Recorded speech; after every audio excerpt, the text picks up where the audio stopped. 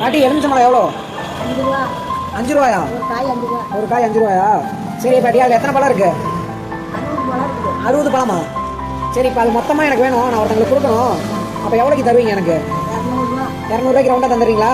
பழம்லாம் நல்ல பழம் தானே? நல்ல பழம் தான் பாரு. நல்ல பழம் தானா? சரி பாட்டி, இந்த பையில போட்டுக்கிறேன் நான். அப்படியே எடுத்து போடுவீங்களா பையில?